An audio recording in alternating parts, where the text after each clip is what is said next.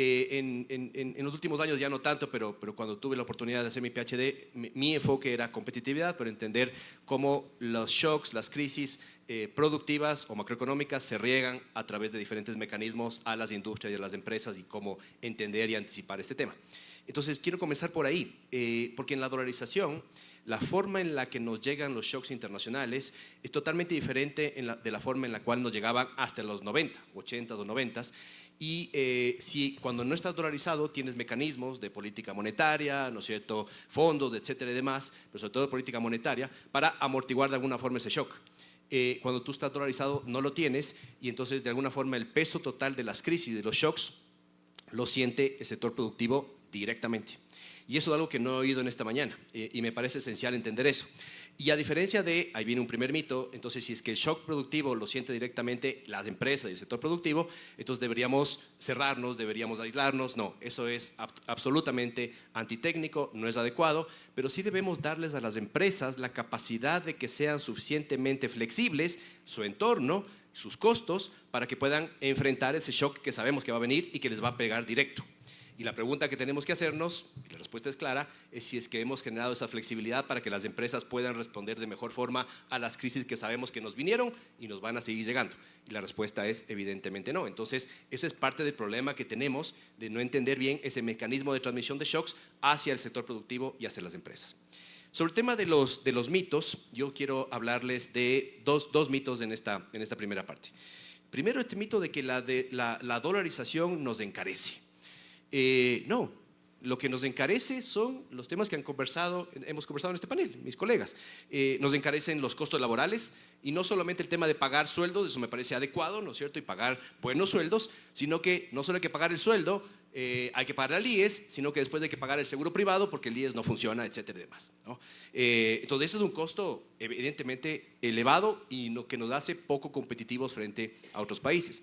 El costo financiero, sin duda, en los paneles de la mañana se ahondó, digamos, muchísimo sobre este tema. ¿Podemos tener costos financieros mucho más bajos? Evidentemente, y deberíamos tenerlos en dolarización. El costo de importación, el costo de traer productos al Ecuador es carísimo, ¿no? Y siempre ha sido caro, y cuando le metemos salvaguardas de aranceles y protecciones y ISD y demás, se vuelve más caro y les vuelve menos competitivos a los propios exportadores. Entonces, son esos costos los que encarecen, no es la dolarización per se la que hace más cara la economía. Ese es un error, es un mito. Y el otro tema es que se oye muchísimo que devaluar nos hace competitivos. Y yo, mientras estaba en la universidad y estaba sucediendo, yo hace 25 años estaba en la universidad, así que pude entender esto desde el lado como estudiante de economía, y le escuché ahí en un momento, no sé si fue justo antes o después de la dolarización, pero le escuché a Abelardo, que no sé si está por aquí, pero él decía, si es que la devaluación nos hiciese más competitivos, ya hubiésemos vendido hasta las piedras del camino, ya hubiésemos exportado hasta algo así mencionaba Abelardo en ese momento, y eso es cierto, ¿no? La devaluación no nos hace más competitivos, nos ayuda a paliar un problema coyuntural de costos de las empresas y un shock externo, regalando o bajando el costo o el precio de nuestro producto.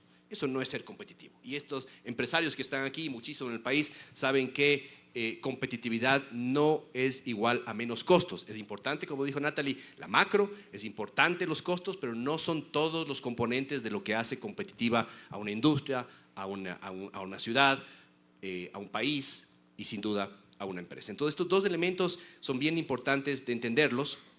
Y quiero terminar esta intervención para después, sí, tengo 20 segundos, con el concepto de competitividad, no de libro, no de texto, sino para después entenderlo un poquito mejor en mi segunda intervención.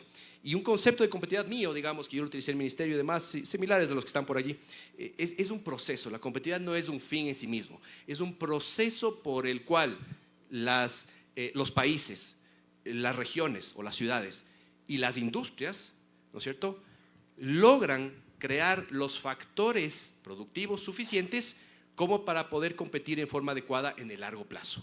Y si es que es un proceso, ese proceso nunca termina y entonces tenemos que ir creando ese cúmulo de condiciones adecuadas para que estas empresas, estas industrias logren en dolarización, que es el esquema que nos ha tocado o hemos escogido y que esperamos que se mantenga, puedan tener esas ventajas competitivas de largo plazo frente a las empresas. Pero por eso hablaba yo de los mitos y de esta definición, y en base a esto, en la siguiente parte, voy a ahondar un poquito más. Gracias. Muchísimas